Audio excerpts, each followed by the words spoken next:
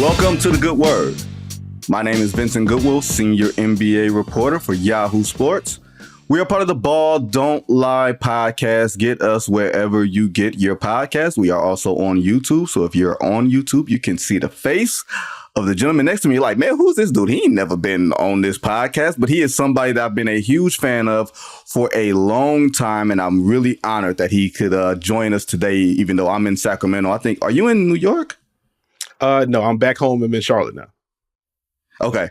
That is the voice of Nekias Duncan. Nekias is the host of The Dunker Spot along with Steve Jones Jr. It's one of those X's and O podcasts for real basketball junkies. Like, he's found a real following on social media through the years, man. He's been an up-and-coming star. One of my friends, Ethan Skolnick, years ago said, Nekias Duncan is a star. He's a star. I'm like, all right, cool. Start following him and figured out that he is indeed a star. So don't forget to go check him out. And there's a series, I think, before we even start, the series that you guys have with the coaches, that you and Steve do with the NBA coaches, where the coaches get on the board and they literally just break down plays. Like, it's so simple and yet so fun. Like, what do you learn in those spots, or, from some of those coaching breakdowns? One is just kind of fun to hear, like, the philosophy of some of these coaches. Because, like, Steve naturally has the actual NBA coaching experience. I just watch a bunch of hoop. And so I picked up stuff, from Steve and just watching a bunch. But it's very cool to hear different rationales behind, we're running this because this is what we're trying to get to. We're spacing this guy in this corner because this is how the defense is going to react. And this stuff that I could pick up on like 40% of it on my own from watching, but like hearing coaches and, Steve, and again, as he has the experience and has played and all this good stuff, it's cool to kind of get that rationale behind it. And also just, we never really get to hear from coaches. Like, unless you are in arena and you're working a beat and you get to talk, but even then it's very much, I will give you what I want to give you. So actually the concept of a coach actually going through basketball stuff without trying to hide things is a very cool experience. So we've had a lot of fun with that. Yeah, there was a thing, I want to say, was it a Dallas Spurs game? And Popovich ran some type of action that got an alley-oop, like, at the rim with like a few seconds left in regulation. And to watch him go through each sort of movement, intricacy, back screen, like, okay, you know what I mean? Like, that stuff to me is always really fascinating because it happens so fast, you don't catch everything. And even if you watch it 3 or 4 times in real speed, you don't catch it all and you don't understand all the time, all the logic. So it's really fascinating to go there. But I'm in Sacramento. But before we go to Sacramento, Golden State, Nekias, I had Bomani Jones on the podcast on Monday, and I said Zion Williamson has never had a signature game that matters in his NBA career, where there was a game of consequence and he put up numbers and he put up an effect. And then last night, he gave it to us. He was the one dude who showed up early and often in that game against the Lakers. They looked like they were going to stalk the Lakers and take them down. Mm-hmm. And after he scored his 40th point, it was a hamstring or a leg or something. I think Willie Green said it was leg soreness, but they're getting the MRI done. Like, what did you see from Zion last night? Just overall, 40, 11, and 5 assists. Like, he was a man in a bunch of different ways. It was an incredible performance, first and foremost. Very dull analysis there. But I really appreciated the problem-solving aspect from Zion, because I think throughout the regular season series, we've seen a lot of LeBron taking on the Zion matchup, and something that Steve in particular has hit on is how far back LeBron has played off of Zion in those matchups. Yes. And so the Pelicans have done a good job overall this year of getting the ball to Zion on the move. They'll have him just cut from the corner, catch the ball on the move, get downhill. They'll run handoffs for him. We've had the whole point Zion experiment where he's just running traditional ball screens. And LeBron James in their regular season matchups, and you saw particularly in the first half of the game last night, LeBron's like, I'm just going to chill at the free throw line or at the block. You will meet me whenever you want to come down here, and you have fun trying to deal with that. And so for Zion to try to piece through that and still maintain his aggression through most of the first half, he really kept them afloat in the first quarter. And then the second half, between the Pelicans trying to move Zion around some more and ultimately leaning on, okay, let me see if I can get this Anthony Davis matchup, which sounds wild as a concept because Anthony Davis has been one of the best defenders in the league. Should probably make an all defense team. If not the first team, definitely the second team. He's going to be in the defensive player of the year race. I don't think he's going to win it. But it seems weird to say like Zion was targeting him. But just because of this, I think the strength difference, a higher center of gravity for AD, Zion really found some comfort in the second half saying, okay, fine. If we can get this switch or if I just get this matchup, I'm just driving through and around this dude. And to watch that relentlessness where in a game where CJ McCollum didn't really have it, Brandon Ingram really didn't have it and ultimately didn't close out that game. And you got timely shot making from the bench, 2 big threes from Trey Murphy III, Jose Alvarado's doing some fun stuff, pick and roll. But it was largely Zion kind of leading the charge. And in particular, getting to the paint, it was really Zion. And watching him go through Anthony Davis of all people to get that done, it was very impressive. And so watching just kind of the chess match there about how he's going to get his touches, how he's going to get downhill, and what would lead to more the finishes there. And, you zoom out, look at the box score, 40 and 11 is insane. And to your point about the stakes, like the Pelicans are trying to make the playoffs. It wasn't the best end to their season. They had been top 10 defense throughout the league. They've had extended stretches of the offense looking really good. They didn't close out the season as strong as they could have. A lot of that is due to injury. And so for him to kind of just reclaim, like, no, I'm still here. This is the Zion you were promised. I will put this on my back. I got this. And Nekias, the thing that I've always been curious about when teams give Zion that much space, I'm like, you're giving him a runway for momentum. You're giving him a chance to generate his power base and run into you. That doesn't seem like a fun party, but LeBron might be the one player who chest to chest can absorb the contact, even though he took that one. I was about to say, there was the one kind of. That man's legs was in the the air. one. It looked like it hurt though. Yeah, it looked like it hurt. But to me, what do you think of that strategy that teams are doing Zion? Because I felt like Boston did it, but Boston had the length to sort of dig in when he starts the drive to sort of make him think a little bit. Most teams don't have the length on the help to do that, nor do most teams really try that. I feel like that's not necessarily a great strategy because who wants to stand in there and potentially take a charge from this dude? Mm-hmm. Yeah, I think to your point, like you have to have very specific personnel to be able to pull that portion off. And I think that's also been kind of the hidden goodness of this Zion season post All-Star break, or really over the last month, to where you're starting to see him being more intentional about actually taking pull-up twos. And it hasn't been the most efficient shot for him yet, but you can see he feels like, okay, this is a counter that I'm going to need. If not a pure pull-up, then at least a floater. If you're going to give me that space, I can chew up this space, get into the air and finish over length. Or I can get you backpedaling. I can now just get an uncontested shot from, between 8 and 10 feet. And so as he becomes more comfortable with that, I don't know how viable that strategy is going to be, especially if he ends up with a pull-up or a floater. If LeBron's going to play that far back, or Kristaps Porzingis, if he gets that matchup, he's going to play that far back. Like Zion can now just flow into uncontested looks that aren't three-pointers. And so you're still putting a level of pressure on the paint, if not the rim altogether, and you're getting comfortable looks for him. He's able to maintain rhythm. And then if you go to something else, it's just back to the Zion package, and good luck dealing with that. Yeah, the plan B is find a way to get back to plan A, and plan A is to beat you to death, like that sort of thing. Like, and now we've got the MRI coming up, and we don't know at this time. I think it's like 11:25 Eastern time. So we haven't heard anything from Willie Green. They have until Friday. This is Wednesday. How do you see that matchup sort of playing out? I guess with the uncertainty of Zion, because he wasn't able to finish. New Orleans, if you believe in momentum, they had all the momentum. They had the Lakers on the ropes. He had just tied the game after being down 18, and they didn't crumble, but the game turned on its face a little bit after that. How do you see a Kings-Pelicans matchup playing out without Zion Williamson if that does happen? Well, naturally you take a hit just because he's the one guy for the Pelicans who you could just trust he will generate a paint touch. And Sacramento, as well as they played defensively in the second half of the year, like they still don't have a traditional rim protector. Like Zion, in theory, like he still could just get into the chest of Domantas Sabonis, and good luck with that. If you get Alex Len in the game, you get him out in space, you're able to drive around him. Or you could just kind of beat him to spots even if he is on a drop. So without Zion, I do think the paint pressure in general is going to be a lot tougher for New Orleans. And this really just becomes a super fun matchup because the Pelicans have had a lot of success against the Kings this year. A lot of that is Zion. A lot of that is CJ McCollum just turns into Jesus Christ himself when he faced the Kings. Have you seen his numbers against the Kings this year? I know they're really good. I haven't seen, I don't know exactly, but I know because he's been on a roll the past, 10, 11 games anyway. 3 games against the Kings this year. 26.6 assists. It sounds modest, but still very good. 70.4% from 3 on 9 attempts. Who's guarding him? Yep. It does not matter. It does not matter. So, but I say that to say it gets even more interesting because, I've talked about the Kings this year as they've lost Kevin Huerter, lost Malik Monk. That's a lot of shooting, a lot of shot creation.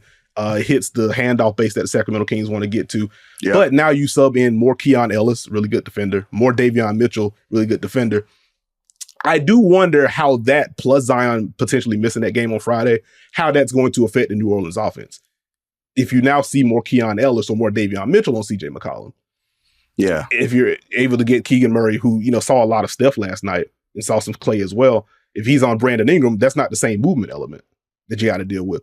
Do the Kings have a better shot defensively now? So I think the Zion thing really plays a role in this. One, because Zion is really good, but now that you add in, more defensive reinforcements for Sacramento due to injury, and now you're taking away the guy that could just consistently get you two on the ball or really threaten the paint in Zion, it may make it a little bit easier for the Kings to deal with that.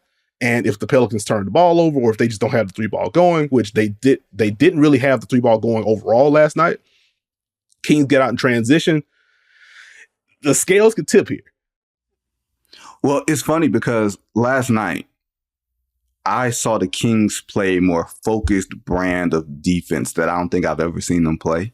Mm-hmm. Like they had Steph. He saw literally three people in his face at all times. You run a screen to him, and that was like the worst thing. Oh, we're going to have literally we're blitzing, and we're having an extra defender on the wing to his strong side. And he had no space. And because the Warriors didn't seem to have a secondary ball handler scorer outside of one stretch where Jonathan Kuminga, when he had Sabonis on him, like had him for food in the second quarter, like that was the strategy for them as we sort of transition to Golden State. And before we even go to Golden State's future, and we have plenty of time to sort of dissect all of that, I was really impressed with De'Aaron Fox's defense. Like, because they placed him on Andrew Wiggins, and Wiggins was bringing the ball to the floor, and he had all types of trouble dealing with De'Aaron Fox and his quickness. He just basically disrupted the timing and flow of Golden State's entire timing and flow based offense. Mm-hmm.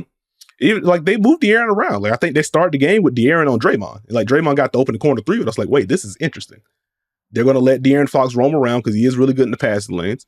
If they do try to go Steph Draymond pick and roll, that could just be a switch. And now you have Steph, De'Aaron Fox on Steph, which, that could go either way. Like Steph obviously still a great player. But just conceptually, okay, they can kind of flatten a lot of this stuff out. And now you have an extra help point to play with. It's good stuff. And then you have a little bit more length on Steph and Clay because you're moving De'Aaron Fox around there. And you mentioned the Andrew Wiggins portion. Part of why the Warriors will have like Wiggins bring the ball up on a straight possession, or Kuminga bring it up, or have Clay bring it up, so they can get to some of the Steph off-ball stuff. If Steph is getting hounded off the ball, a lot of physicality, Keon Ellis did a really good job. Again, Keegan Murray had some reps early in that game. If you're able to disrupt things and get the Warriors deeper into the clock there, or if you can't even get there because De'Aaron Fox is just pressuring whoever's bringing the ball up, it kind of bled into the turnover issues that you saw for the Warriors in that game. So I'm with you that the game plan was sound. Domantas Sabonis worked his tail off defensively, getting up to the level, hanging for some straight double teams. It was in a drop when appropriate. Rotations were there. Like, it wasn't a perfect game for him by any means, but he had the scheme nuance necessary to deal with Golden State's offense. And ultimately, they just could not really get it going consistently in that game. And for me, the effort and the concentration from Sabonis, because I was there in that game 5 last year, I was there in game 7 last year, where Sabonis was the mark. Mm-hmm. Like, they were like, this is the matchup that we're going to seek out. We're going to put him in a bunch of different actions. We're going to make him make a lot of decisions that he doesn't want to make. And this one was like, no, he's dictating the terms of the matchup. Mm-hmm. Even if he wasn't involved in the screen, he wasn't lost. He wasn't out of place. Like you said, it wasn't a perfect game, but he seemed to be close to where he needed to be almost at all times, and holding the Warriors to 94 points and having that game be effectively over Nekias in the third quarter. Like, the game was over in the third quarter. Like, I'm looking around on press row. I'm like, they're not winning this game. And now that you look at the future, there's the money element of it. There's the Klay Thompson element of it.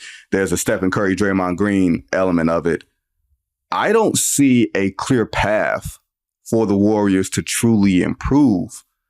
You know what I mean? Because they don't necessarily have the resources. You got the salary cap constraints and everything else. Like, this just feels like a slow burn, especially if Klay Thompson, who scored as many points as you, me, and John last night.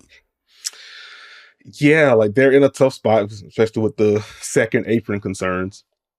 Mm-hmm. And beyond that, like, I don't know where you go, because like they're not trading Steph. They're not about to start any kind of rebuild. They're not about to press that button unless Steph asks for them to press that button. And even then, like, I don't see Steph pressing that button. So we can take that off the table. Right. Like, as weird as the season was for Draymond Green, you can pick your reason for why the season was weird. I think the Warriors have given us enough of a sample size. No, they're not getting rid of Draymond unless Steph presses that button specifically. Like, hey, I know how good and how important he is or how important he has been. We can't keep having these stretches during seasons or in training camp or whatever the case may be. This has to be the move. I don't see Steph pressing that button either.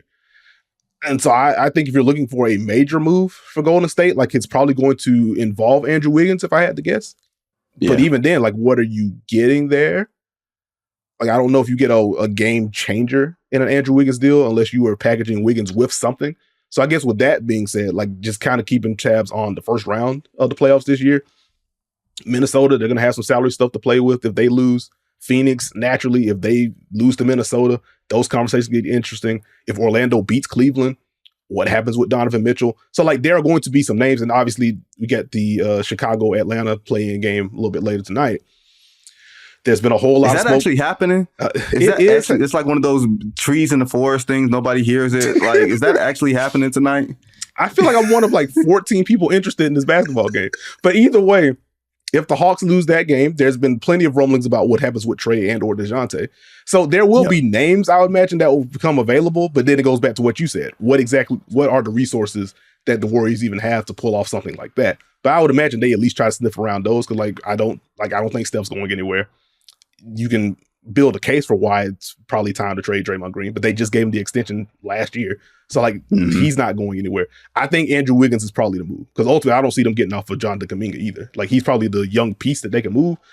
But considering we are at the tail end of this, if not the end of this, I don't know if I want to trade that guy with what he showcased after the Athletic article came out. Dude, I'm going to tell you this. That 2022 title was looking more and more remarkable by the day. It is. It sure is. You know, not lucky. And I don't want to say lucky because I don't want to put that sort of verbiage out there. But it's just looking remarkable that Andrew Wiggins, A, was their second best player. B, that they were able to sort of keep it all together, including, you know, Jordan Poole with everything that happened later. Like, a lot of things fell right for them to squeeze out that fourth title. Mm-hmm. And Steve Kerr knows how this works. Like he said it last night, you know, you don't stay on top forever. Like, he's got 2 years left. Draymond's got a few years left. Steph Curry has 2 years left. Like, it's looking like the contracts are lined up to say, all right, there's a finite ending to this. Mm-hmm. But they have 46 wins this year. It's just that there's so many good teams that have erased the margin for error in the Western Conference. Yeah, like, they aren't that far off their pace from last year, and it didn't matter because of how strong the West is getting. And, you know, projecting forward next year, like, how many years are we giving the Spurs to pass the Warriors? And even before pressing the Wimpy button, the Houston Rockets. I would say next year. I would say next year, right? Would you say next year? I need to see what they do this offseason. Like, I don't want to doubt Wemby, but they just got to get the defense together overall. So I'll probably say we'll give it 2 years conservatively before the Spurs are just ready to be a playoff team. The Rockets almost passed the Warriors this year in the play-in. Ultimately, the schedule got tougher for Houston. Golden State was able to string together wins. They ended up closing out. But, like, they aren't that set in stone to begin with. So it's really getting dicey. I'm really curious to see what kind of moves they are able to do, considering kind of the core constraints and the money constraints that they have. Look, you just named, there's 10 teams in the West, and Golden State was 10. Sacramento was 9. You just mentioned San Antonio. You just mentioned Houston. Ja Morant, assuming that, you know, doesn't do anything silly in the offseason. Memphis will be back. They were just a top 3 seed last like, yeah. Look, it's I'm not one of those people that goes full into the NBA playoffs should be like 16 teams. Like, I think at some point the great players will start to age out, and the talent will sort of flatten out, and you'll see exactly where, you know, things are going. Like, Kevin Durant will be 36. Steph Curry just turned 35. LeBron James is 135 years old. Like, at some point, this will end, right? Like, you're seeing sort of, believe it or not, people, as good of a basketball game that was from LeBron James yesterday, I saw an old man looking old at various points that did not have a lot of explosiveness and a lot of lift. And then you're asking him to go into Denver to play the champs. Mm-hmm. That is a task that I'm not sure I necessarily, want to go to. And you saw Klay Thompson, who's 34 years old. Like, this is what happens in professional sports, I think. Mm-hmm. I think LeBron has sort of changed it a little bit, Nekias, because we're not used to seeing runs end. We're used to seeing guys pick up and leave. Mm-hmm.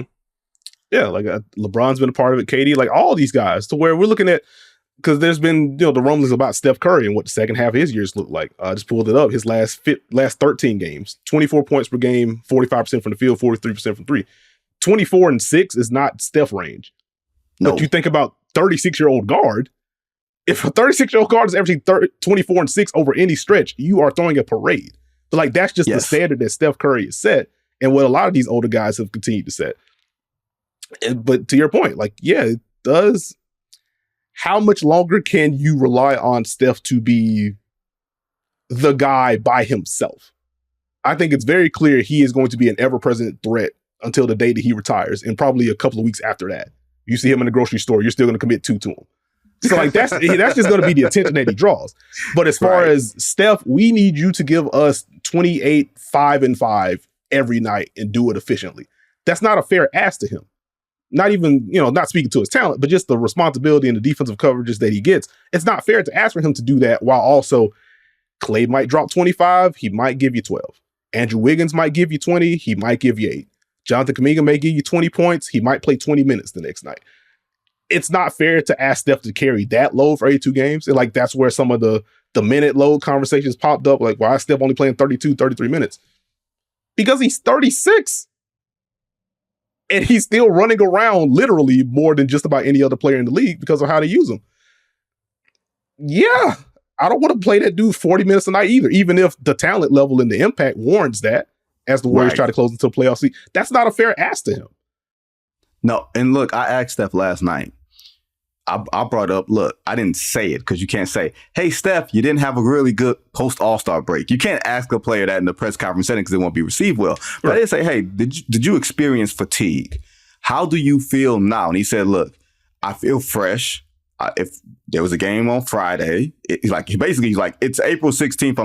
I'm used to playing much later. But to me, that says also, I'm old, and I'm not going to tell y'all that I'm old, and I'm going to engage in a little bit of like cognitive dissonance here where I'm not supposed to admit that I'm tired and all that. But he depends so much on being in the best shape possible that I don't know, Nekias, what the profile of the perfect player to put next to him as he ages to max him out.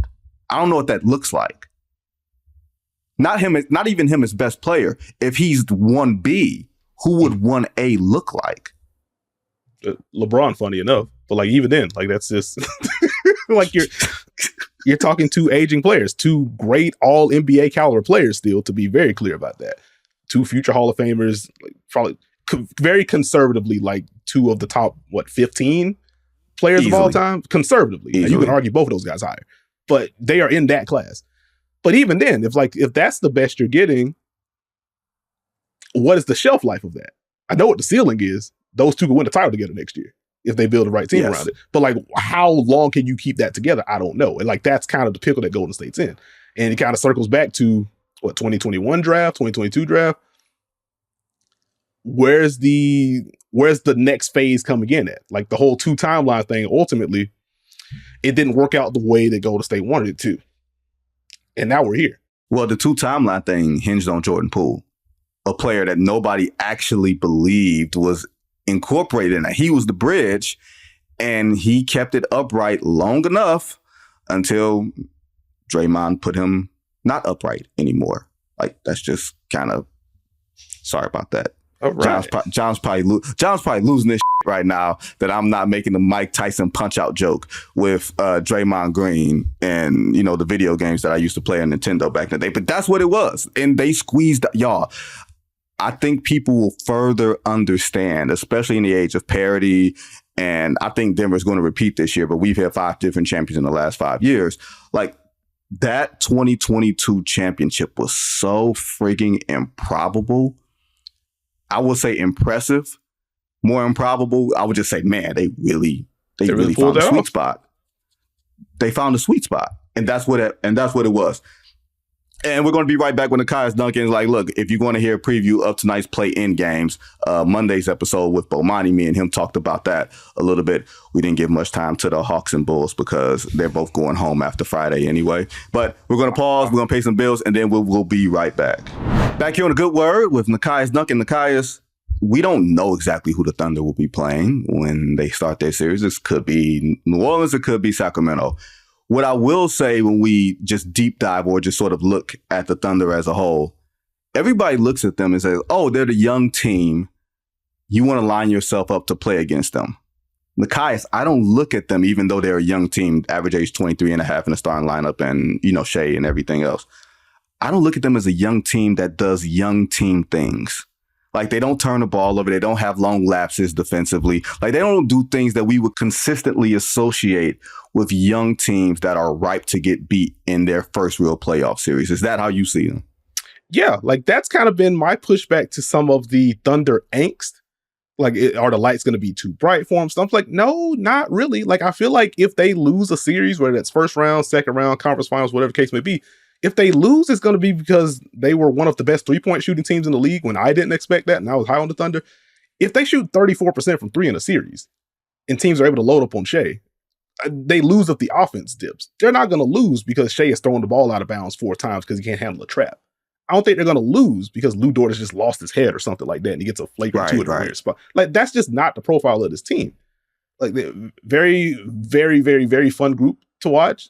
They do not care about their opponents. And I say that respectfully. Like, they're not scared of it. Yes. Is more so what I mean. It's like, I don't see them like that. And then just looking at the profile, per clean glass, top 5 in offense and defense. Like, it's them in Boston that did that.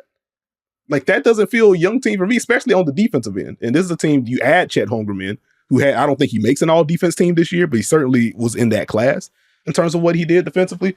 But then they just have a bunch of speed around that. They double team at a high rate. They rotate pretty well out of those double teams. If you turn the ball over against them, you're pretty much dead on arrival. And you got to work so hard to generate looks. And just within the context of if it's the Pelicans or if it's the Kings, if the Pelicans have a hampered Zion or don't have him at all, who do the Thunder feel like they need to load up against? No, everybody can stay home. Yeah, like, I don't think you need to load up against the Brandon Ingram. You give Lou Dort that matchup, or if you want to give Jalen Williams that matchup, put Lou Dort elsewhere. You do that, and if they hit enough shots, then sure, we can double. Like we've seen in like some of the Phoenix games, like Kevin Durant's bringing it up, they are trapping him at half court and then just kind of playing out of that. So like, I don't think you have to load up to that degree if Zion is not there or if he's hampered. And with the Kings, De'Aaron Fox, obviously very good. Domantas Sabonis, obviously very good. No Kevin Huerter, no Malik Monk. You lose that shot creation, lose that shooting. You can turn more of those handoffs into switches or more of those handoffs into unders if you want to. And now if you do want to double team Domantas Sabonis, if you're worried about him hitting Chet Holmgren in the chest, okay, let's help off of Keon. Make 4 or 5 threes again. If Davion Mitchell's in the game, cool. Let's help off of him. Let's send a double from his guy. Or let's send a double from one pass away. And as we rotate behind that, we're going to make sure Davion's the one that's wide open. Make 2 or 3 threes.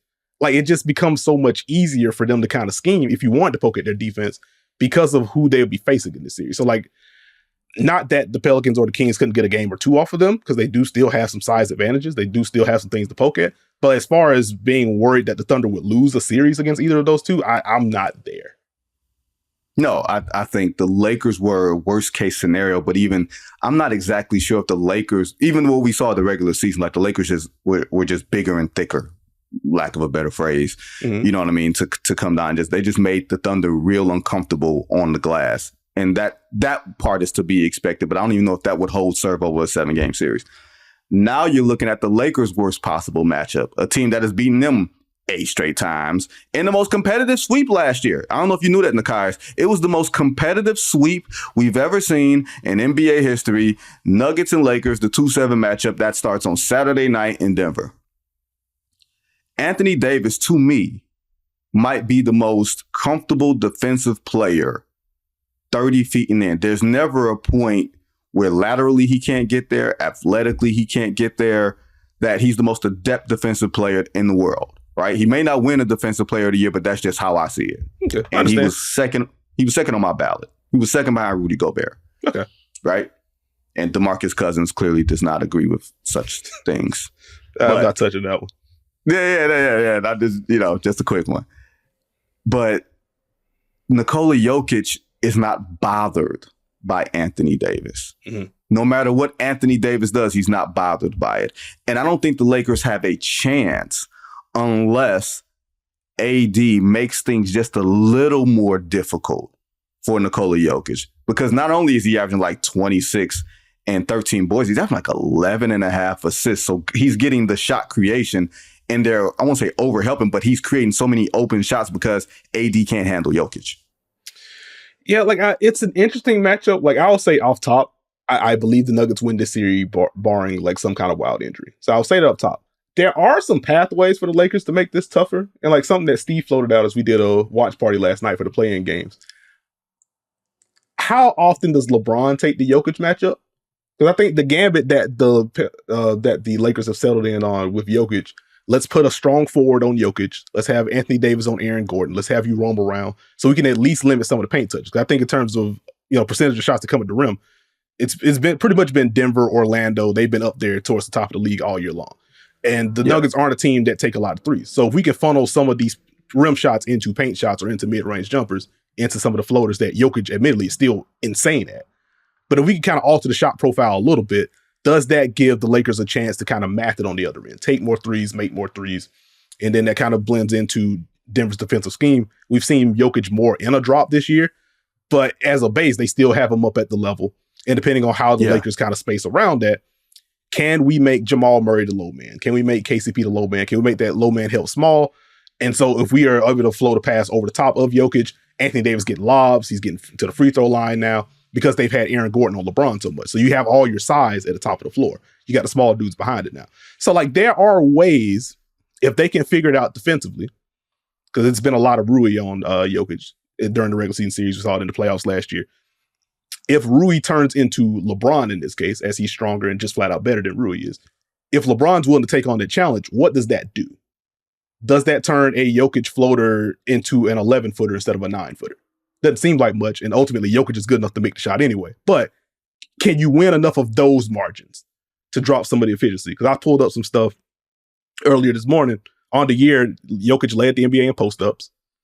1.16 points per possession on any trip that featured a Jokic post-up, one of the best marks in the league. Against the Lakers this year, that dropped to 0.97. Smaller sample, that's still a solid number, but that's a sizable jump. And just looking at who defended those post-ups, AD had 11, Rui with 8. LeBron only defended 2 of those post-ups.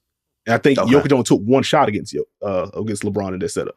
So as you gear up for a series, even if it isn't just from tip, LeBron has Jokic, do we see that as like a second half adjustment? You take this, Anthony Davis, you continue to be on Aaron Gordon. Rui, we have to trust you against Michael Porter Jr. And so we have some kind of answer here to make things a little bit tougher. Because ultimately, I think Jokic is just going to figure out whatever the Lakers do. He's the best player in the world, in my opinion.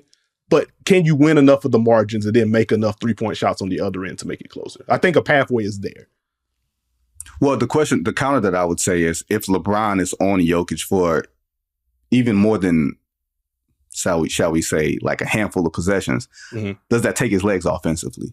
Because Jokic beats on you. And we know that everything is about conserving LeBron's energy base so that he has something in the fourth quarter. And I feel like last year during the conference finals, again, small sample size, Jamal Murray would switch out onto LeBron and LeBron would try to back him down. And it didn't look like LeBron had the energy. Now, granted, Jamal Murray is a bigger, thicker dude. Like he's no like string bean. Yeah. And I felt like he held his own defensively in addition to having the best offensive series of his life that we can't necessarily say that's going to guarantee. But I feel like even for LeBron guarding, just to your point, LeBron guarding Jokic, he has so much responsibility offensively to create mismatches, to create, defenses being uncomfortable.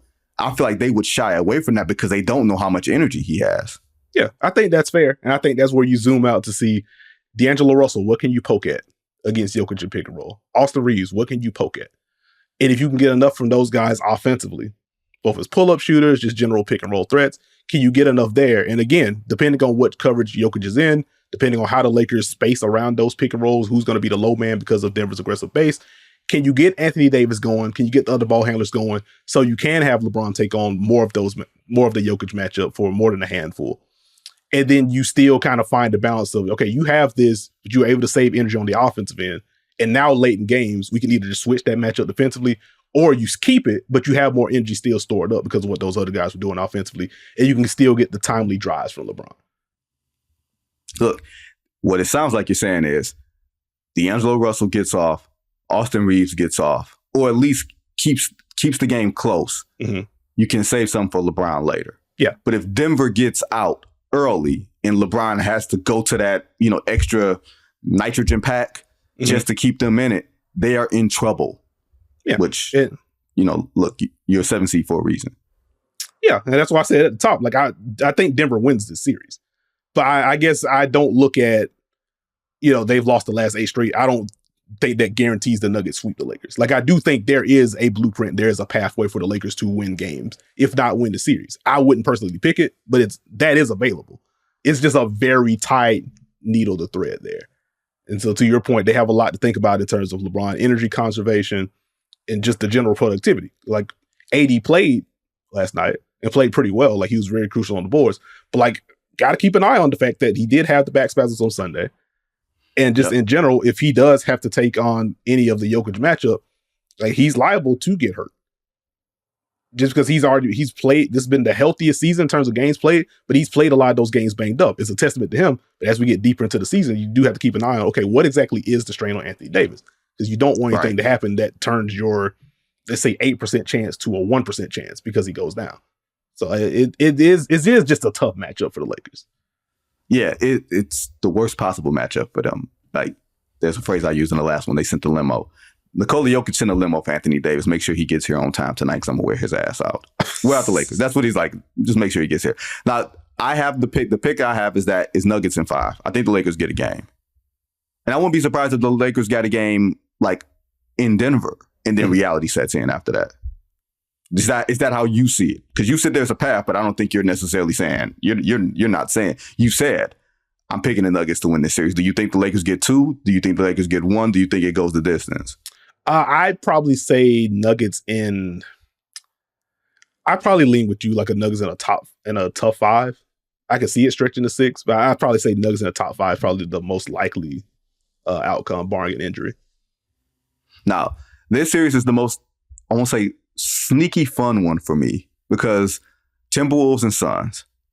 The Suns have won all 3 matchups this year. That they won the last 2 in April, but Karl Towns didn't play in the early April matchup. The last one, that was where both teams had something on the line. Minnesota was trying to get the number 1 seed. The Suns were trying to get out of the play, and the Suns won that.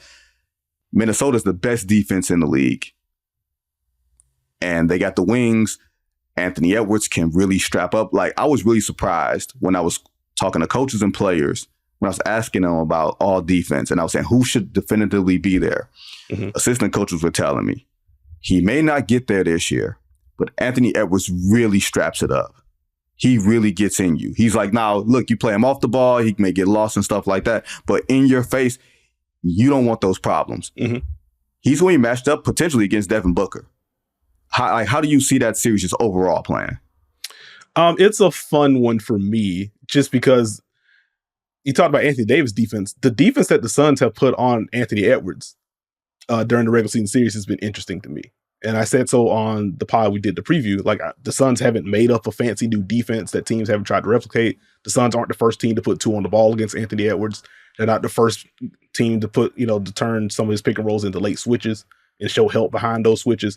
But they've just done a really good job of making Anthony Edwards uncomfortable. Like, they've kind of forced him to string out some of these pick and rolls and trust his teammates and make accurate, not just the right pass, but to make the right accurate pass on top of that. Mm-hmm. And even when they turn some of his pick and rolls into late switches, a lot of help being shown behind that, so he can't just get to the basket, even if he feels like he can win the matchup in front of him. He still has to worry about a layer of help and then a rim protector behind that. And so part of my optimism, oddly enough, is that I don't think Anthony Edwards is going to be as bad against the Suns as he's been during the regular season series. 14.3 points per game in those 3 games. 0.84 points per possession on any trip that featured an Edwards pick and roll against Phoenix. I simply do not believe he is that.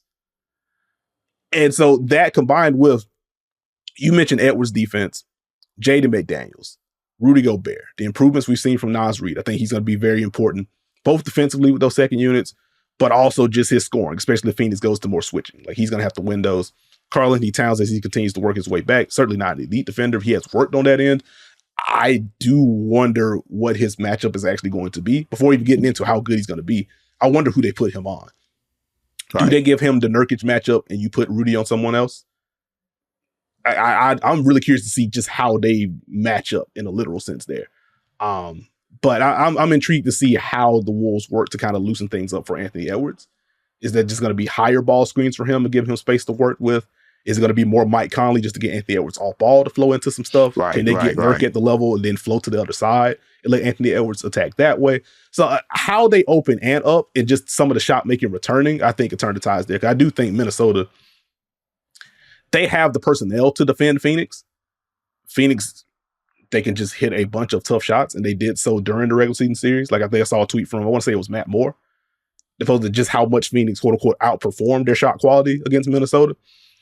And so if you get any dippage there and Anthony Edwards plays closer to his level, like I do think the Wolves are a better team. I have the Wolves. I think I said Wolves in 7 on the pod. I think the Wolves can win this series, but it's going to be a fascinating one to watch. My thing is when the Suns go small and you put KD at small ball 5. Now, granted, I don't want to play KD at small ball 5. I think that's too taxing for him. You know, considering, now granted, he's been really, really healthy this year, and he's been really, really good defensively, you know, especially playing all those different points of the floor for Frank Vogel in ways that I didn't think was smart to play him there, considering the injuries and the atrophy that he's had. But he's been really committed on that end. Who do they use to defend him if they go small? Because they're going to, I'm going to assume they're going to try to play Rudy off the floor. How do you see that? How do you see them defending KD if they try to go super small, or I won't say super skinny because KD is 7 feet tall? I got you. I think from there it's just kind of depend on who the fifth is going to be for Phoenix in that case. Because I imagine big three, you're going to have Beal on the floor, Book on the floor, KD on the floor. If you go Grayson Allen and Royce O'Neal to close things out there, I would imagine like if they want to keep Rudy on the floor, it's Rudy on Royce, right? And then like Cat on Grayson if they just want to continue to have the size on the floor there. And then you just kind of piece it out from there. You still have Jaden McDaniels if you want to give KD that matchup. And you have Mike Conley to close things out. So I think they can do it. It is good funny because Phoenix can't just use anyone as a screener. So they could put Minnesota in some uncomfortable positions. But I do think they, in a literal sense, they can match up and feel okay. And ultimately, like if Royce O'Neal hits 3 threes in clutch time and you lose, like you just kind of have to tip your cap. In a situation you live with that. Yeah, you live with that. But that'd be my best case.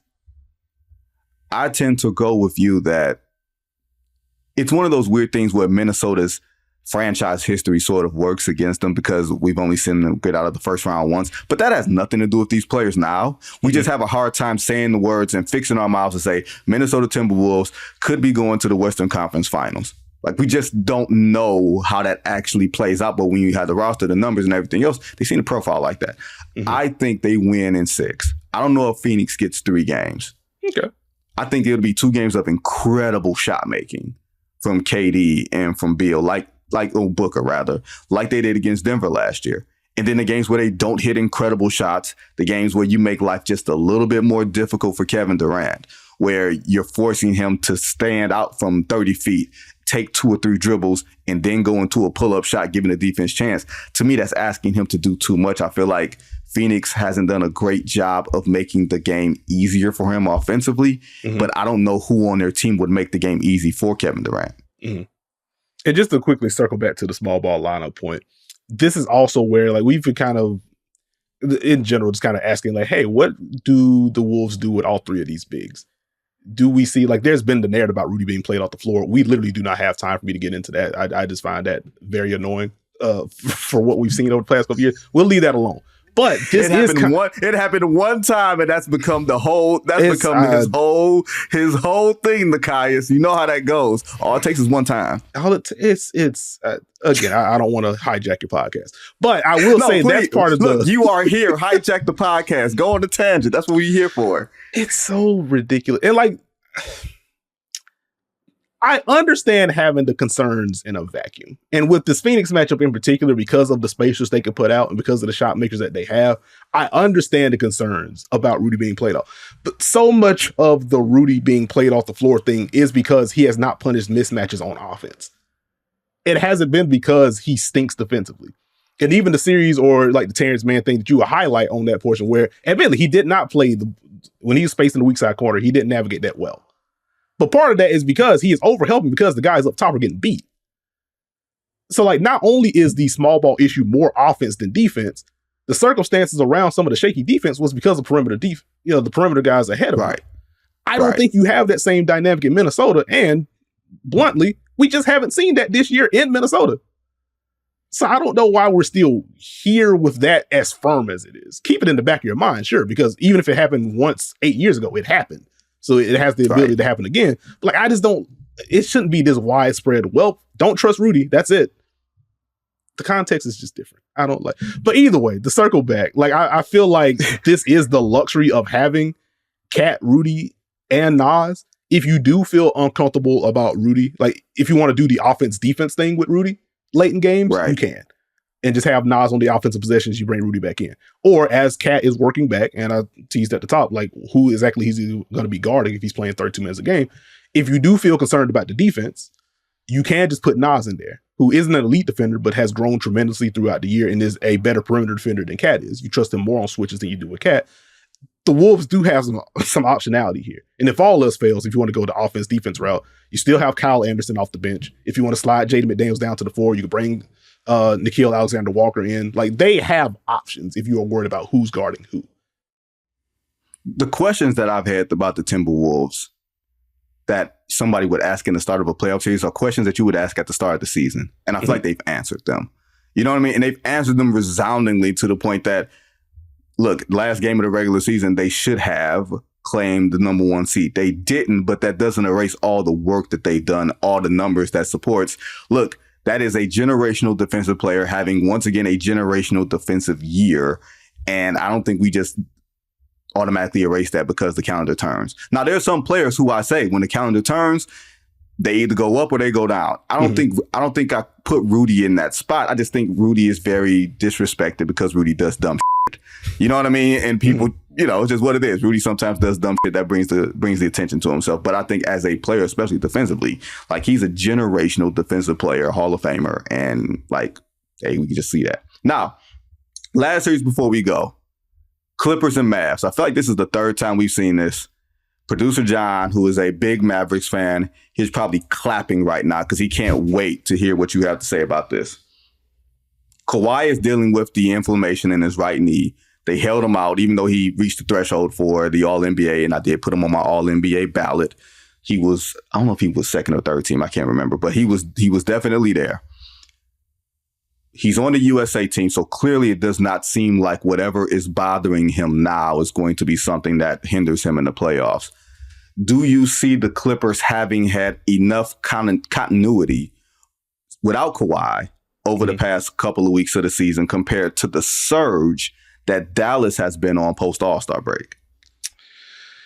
It gets a little dicey for me with the Clippers, just because I anticipate Kawhi is going to be back. I don't know which version of Kawhi we get. Just from a health standpoint, we know he's going to be ready for the series. He's going to be amped to go. But I don't know like how healthy he's going to be. I don't know how often they're going to put him on Luka. I would imagine if a game is close, he's just getting that matchup, and Luka's going to try to hunt with switches anyway. But I think we're going to see that late in games. I don't know if they start with Kawhi on Luka, or if they just give that to a Terrence Mann or someone to kind of eat innings in a sense. Because I have the questions about Kawhi, and on top of that, as we saw last year in the postseason, even if he's there and ready to go, is he going to be good for 4, 5, 6, or 7? We don't know. With that uncertainty, like, one, I feel better about the Mavs search, period. Like, they have better personnel. Luka's been incredible. Kyrie has been incredible post All-Star break. More importantly for me, Luka and Kyrie being used in tandem, that chemistry is continuing to grow. You've seen Luka screen more for Kyrie. You've seen Kyrie screen more for Luka. You've seen more off-ball stuff for Luka. It's hard not to trust the Mavs more than the Clippers right now, before getting into any of the narrative stuff. Right, yeah. Because everyone has jokes for Harden and for Paul George, and that's a whole nother tangent. But even before getting into any of that stuff, if you believe in that, I think the Mavericks have just flat out been playing better basketball. And I think for what they want to accomplish defensively, adding that size of PJ Washington, having Derrick Jones Jr. out there, not necessarily the bulkiest dude, but a rangy defender that you trust, being able to flow into different small ball lineups. Maxi Kleber has looked very good defensively in the back half of the year. We will see if he hits the 3-pointers that will be afforded to him in the series. That could be a swing factor for you. But defensively, he's been there. So they have the lineup optionality on top of that. It's hard not to pick the Mavs in a series like this, especially with the uncertainty with how healthy Kawhi is going to be. That's kind of where I lean right now. Now, I do have like some specific series questions about how the Clippers are going to match up, what the Mavericks are going to do in certain situations, stuff like that. But, just a quick summary, like I feel better about the Mavs heading into this one. I feel like I have more answers for Dallas than I do for the Clippers right now. I don't know if, like, not necessarily the James Harden thing, like postseason thing, but the James Harden post All-Star break thing, that he seems to be a little more indecisive and not like, oh, he's going to tank. He just doesn't, it's in a way doesn't feel like he understands or knows his way. And that's where Russell Westbrook, who is the ultimate feast or famine player, even at this stage of his career, can sort of come in and sort of change the pace and everything. But that's another player that Dallas has to account for defensively. You know what I mean? And Luka, I won't say there won't be a place for him to hide, but this is where I like PJ Washington and Derrick Jones Jr. on this roster, because you don't have to worry about Luka being drained by all this. Like when I talked to Jason Kidd, maybe like a month or two ago, they came to Detroit. He was giddy about those dudes because he said, there's just an element of toughness and you're giving me more options defensively to just trot out there and not leave Luka or Kyrie on the island alone. Mm-hmm. And I think the Luka help point thing is important. Me and John were talking a little bit before the show about where they could place Luka and where they want to have him. Like, I think the Mavericks just want Luka in the weak side corner anyway, or the strong side corner. They want him in a corner. Yeah. So one, to kind of, if he's in the strong side, to kind of eliminate some of the help responsibilities he has. In the weak side corner, he has gotten better at being in early and then closing out in a controlled way. So like he's gotten better at that defensively. And then on top of that, you just get Luka crashing in for defensive rebounds and jump starting Dallas' transition attack, which quietly top 10 in pace this year. This is not a team that likes to run or historically hasn't run that often. They've been towards the bottom of the pace rankings pretty much for Luka's entire career. But they're running more. Even if Luka himself isn't running more, like those early hit aheads to Kyrie and letting him jumpstart some things, like that's been important. And the Clippers transition defense has been a problem for the entirety of this season. It was bad before the Harden trade. When Steve and I did our check-in with the Clippers, they started, I think, 0-4 or 0-5 with Harden. And we talked about things. Transition defense was bad. When the Clippers went on that, I think, 26-5 surge, because the offense was great, defense was like hovering around the top 10, the transition defense was still bad in terms of points per possession allowed. And so now you've gotten into some of like the effort stuff with Harden in transition post All-Star break.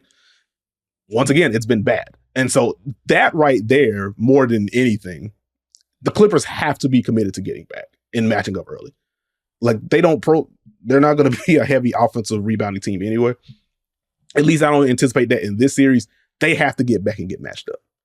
And then scram switch or pre-switch if necessary once the possession starts. They got to get back. Because if Dallas is able to get those easy ones, I don't think the Mavericks have elite defensive personnel, but there is a collective size that they have.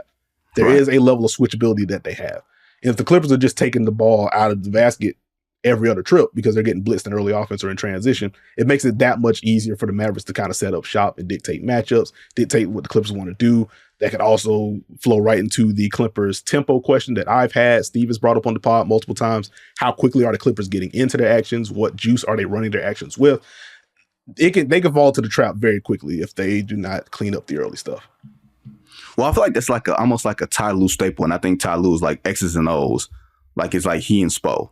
But one of the things, even when Ty was in Cleveland, they didn't play with a whole lot of pace. Now, granted, that was LeBron, and LeBron's always going to sort of do a lot of controlling of the offense himself, and he's going to be very selective. Even when he was younger, he's going to be really selective. But that seems to have followed Ty with this group, and maybe it's another function of the personnel where they're not running, they're not getting a lot of early offense, and not getting a lot of early looks.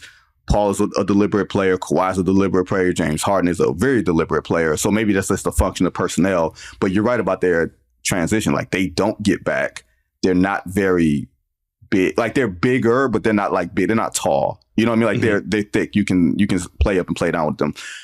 How do you see this series playing out? Do you see this as a 7-game series because it's the 4-5 and this is the third time and third different iteration this teams match up? Or before I even ask you that, where does Kyrie Irving fit into all this? Kyrie's an interesting one because he's really good. He could just be a game breaker in terms of the scoring ability that he has. I really wonder how the Clippers treat him in this series. Because like there have been like pockets throughout the regular season, zooming out from this particular matchup. But there have been pockets where teams have been like, okay, Luka's just going to get his 32, 8, and 8. Kyrie, you are not about to also have 30. If you come off ball screen, we are sending 2 to you. And we are funneling these shots to Dante Exum or Derrick Jones Jr. or Maxi Kleber or insert role player here. We know Luka's going to do the ball from Steve. He is scheme proof. If we trap him, he has an answer. If we go under, he has an answer. If we switch against him, he has an answer. Luka's going to do what he does. We can't have Luka has 32, Kyrie has 30. If Luka's got 32, Kyrie, you are having 18 points if we can help it. So I do wonder if the Clippers at any point in this series kind of tap into, we're going to trap Kyrie. Or we're going to aggressively show help behind whoever's defending Kyrie. We're making sure you do not get off. Because we know we're not going to be able to just stop Luka. He's going to play with matchups, whatever. Both of y'all can't get off at the same time. We're getting the ball out of your hands because it'll be easier to do so. You're not as good as Luka. You're not as tall as Luka, so you can't see over the traps as well. You're not as good of a passer. Let's see if we can bog down Dallas's offense by trapping you, funnel these shots to these role players. If PJ Washington goes 5 of 8 from 3, we tip our cap. If Derrick Jones Jr. goes 3 of 6 from 3, we tip our cap. Dante Exum hits 3, we tip our cap. I wonder if at all the Clippers tap into that bag. That's an interesting one because you're basically saying, Kyrie, go against all of your instincts and make the right basketball decision. Mm-hmm. And by and large, Kyrie has made the right basketball decisions in the ways that we didn't expect him to make with Luka. Like, I don't know how you felt when the trade first happened. I'm like, I don't know how this is going to work. Luka's going to do what he does, and Kyrie's going to want to match Luka doing what he does. Mm-hmm. And it seems like Kyrie is sort of settled into the spot of knowing where he belongs, while Luka is also sort of giving him the space and the oxygen to do it too, where Luka doesn't feel like, hey, he's not clapping for the ball. Like, I feel like Luka's still moving without the ball is still like something that, hey, Luka, can you get in some other actions to make a defense account for you when you don't have it? Mm-hmm. You know what I mean? But I feel like Luka being third on my MVP ballot and was given strong consideration for first, I can't really be asking him to do so much anyway. Mm-hmm.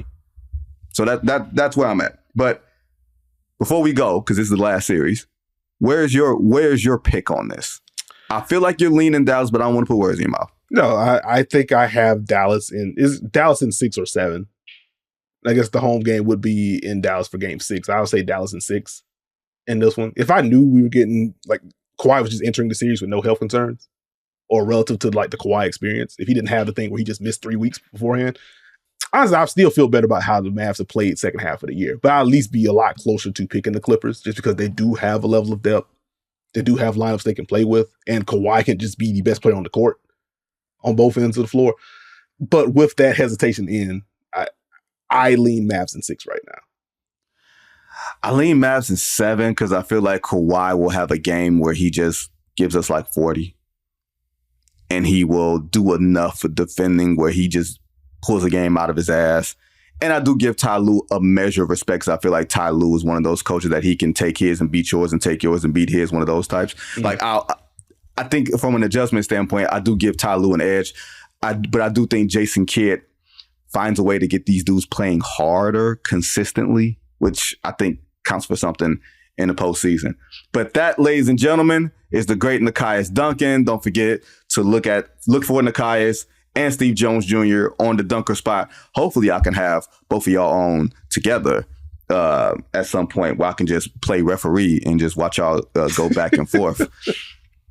Some point in the future, man. I really, really appreciate you, man. This was really fun. Thanks again, man. Oh, man. Thanks for having me, man. Have a blast. This was fun. John, put him on the list of permanent guests that we don't pay. Well, on second thought, I had a terrible time. Thanks to producer John and the entire team who worked so hard behind the scenes on this podcast. No Cap Room. We'll be back tomorrow to preview the Eastern Conference playoffs. I'll be back next Monday for another episode of The Good Word from Denver, Colorado. Lakers, Nuggets. Until then, everybody be safe.